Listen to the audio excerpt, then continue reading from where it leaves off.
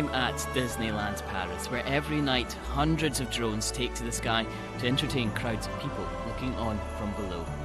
These kinds of shows are becoming a regular feature at festivals, New Year celebrations and sports events all over the world. Have you ever seen a drone show in the sky and wondered, how do they do that? We're going to find out.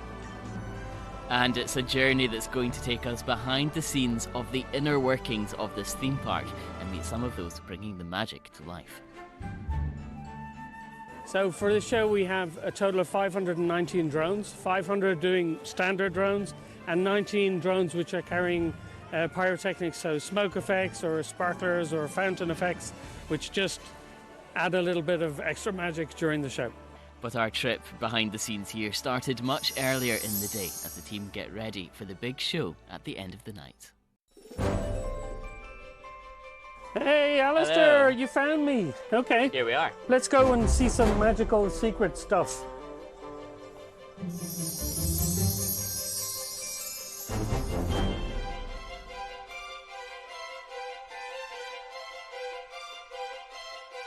So, here we go.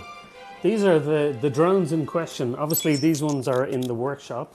So this is where Droneisos maintains all the drones that we have every night on the show. So it's just like a commercial aircraft almost. They do a pre-flight check. They check the motors, they check the antennas, the communication, the lights, everything is checked.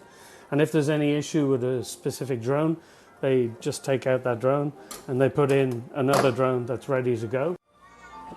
Hi. Hello. Bonjour. Bonjour. This is the drone. And so how do you get them to stay in the right place in the sky?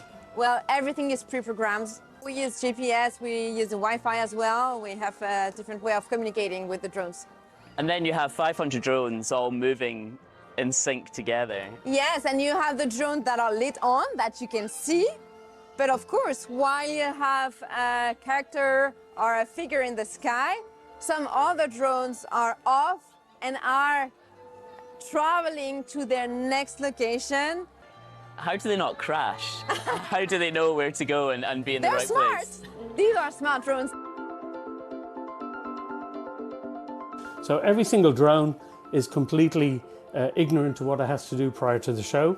If it's placed in a specific point on the takeoff zone, it knows it's number 312, and then if that one's placed somewhere else, that's number 378. But that's their one role, and that's all that they do. They take off, they do their show. This show is on every night of the year, weather dependent. That's a lot of pressure that this tech is under to be working fully and up in the sky. Absolutely. And what was developed for this show was something called Hot Swap.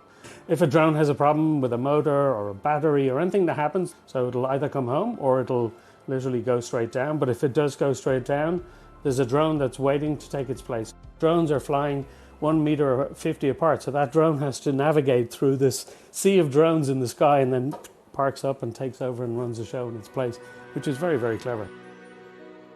Weather is the big limiting factor of this kind of technology. Despite that, drone shows are fast becoming a fixture of events all around the globe, and there's no denying their potential to entertain. The future is endless, is all I can say, really, because, you know, we're only limited by aerospace and imagination.